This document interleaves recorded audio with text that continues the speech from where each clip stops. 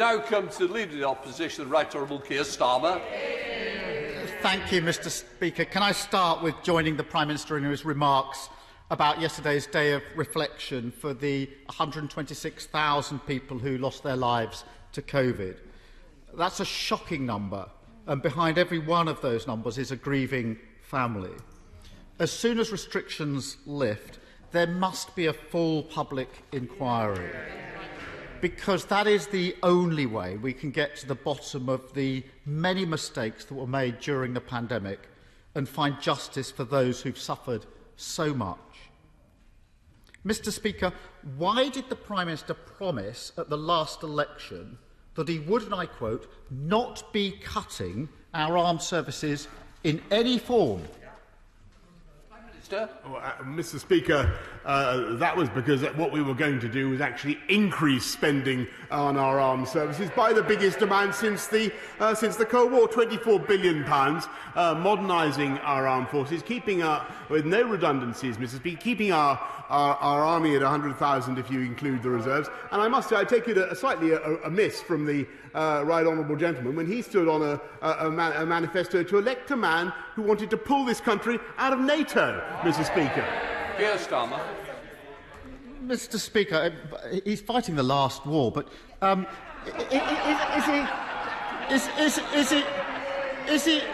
is he trying to pretend, hidden in that answer, that the army stands at over 100,000, the number the Prime Minister quoted there, because it's absolutely clear from the Secretary of State for Defence's statement that I think he made here on Monday. He was absolutely clear. His words: "I have therefore taken the decision to reduce the size of the army to 72,500 by 2025. Only this Prime Minister could suggest that a reduction from 82,000 to 72,000 is somehow not a cut. But the Prime Minister didn't answer my question, which was why did he make that promise?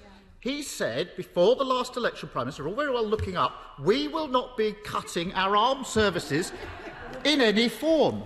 What did he do this week? He cut the British Army by 10,000, he cut the number of tanks, he cut the number of planes for our RAF, and he cut the number of ships for the Royal Navy. I say he, the Prime Minister didn't have the courage actually to come to the House himself to say what he was doing. So let me ask the Prime Minister a simple question. Going back to that promise before the election, did he ever intend to keep his promise to our armed forces? No.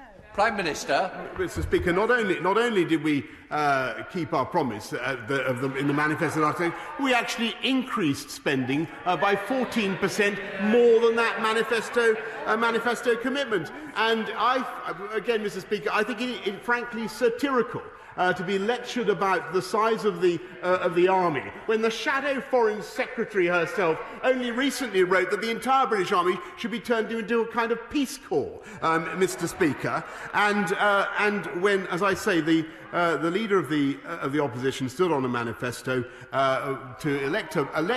wanted to elect a leader who himself wanted to disband the armed services. This is a massive investment in our defences and in our future, and it's wonderful to hear the new spirit of jingo that seems to have enveloped some of the Labour benches. They don't like it Upham, Mr Speaker.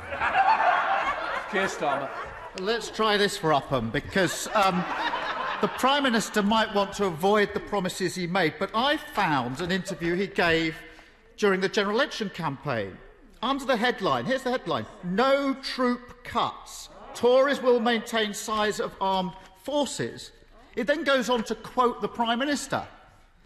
Boris Johnson has promised that he will not make any new cuts to the armed forces.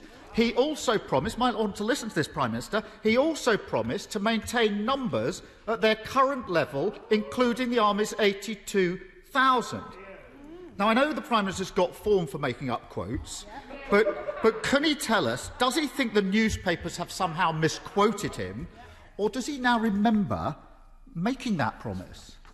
Prime Minister. Yes, Mr. Speaker, because there have been no redundancies in our armed forces, and I said to him, if you include reserves, we're even keeping the army at 100,000. But on top of that, Mr. Speaker, we're doing what is necessary to modernise our armed forces, taking them into the 21st century, building more frigates, Mr. Speaker, investing in cyber warfare, Mr. Speaker, doing all the difficult things that Labour shirked during their time in office, including, Mr. Speaker, modernising and upgrading our nuclear deterrent, which again, half the shadow front bench would like to remove, leaving Britain defenceless internationally.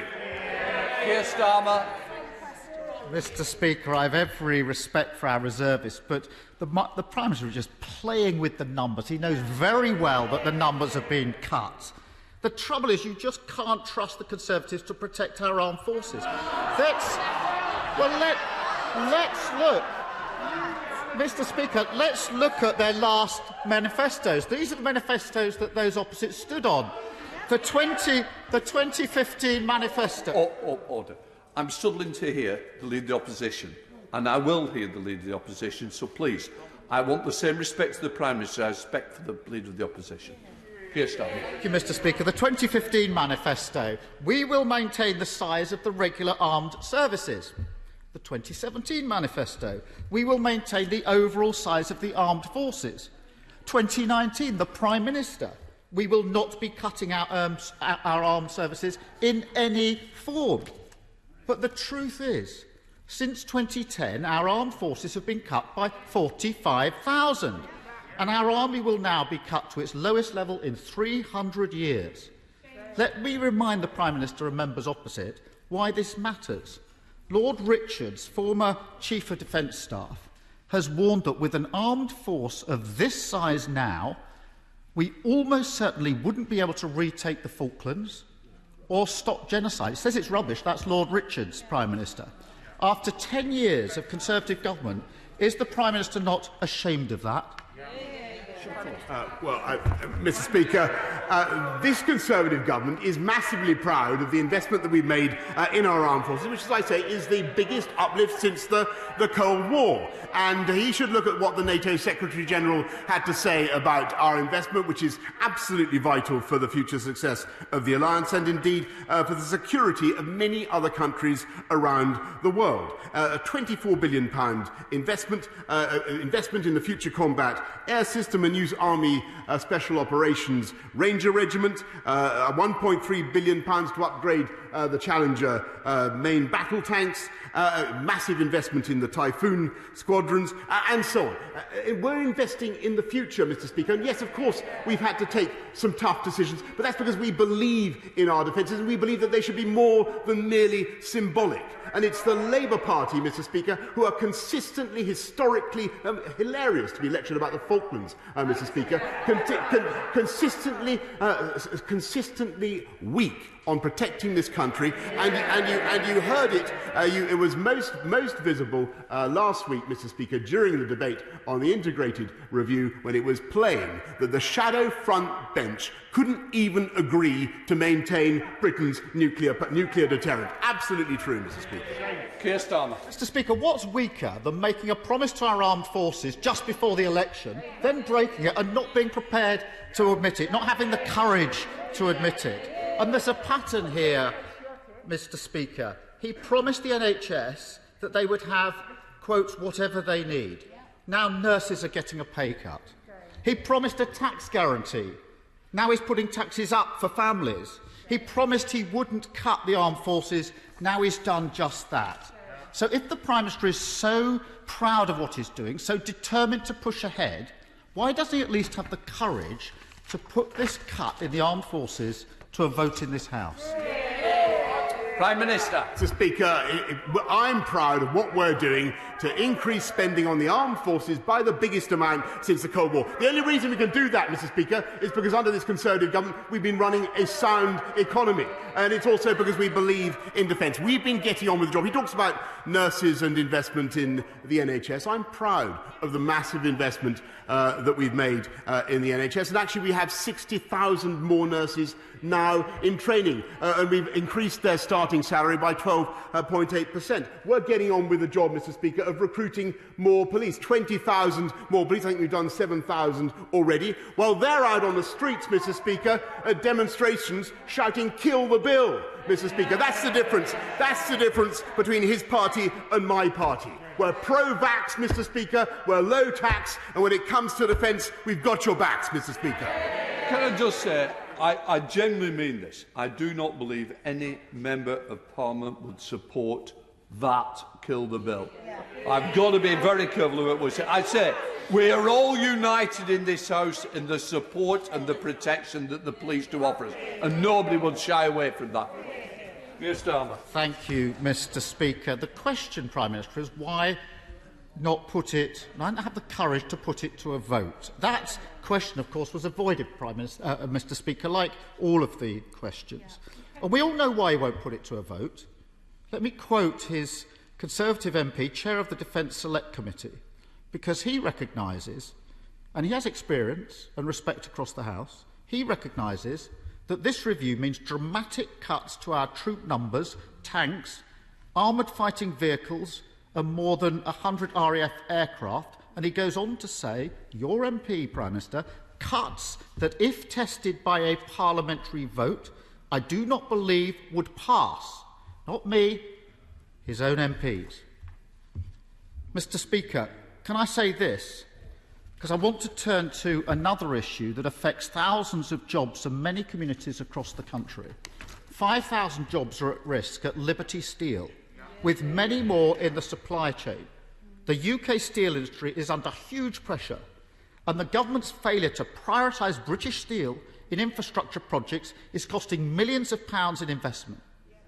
So will the Prime Minister now commit to working with us and the trade unions to change this absurd situation, to put British steel first and do whatever is necessary to protect those jobs?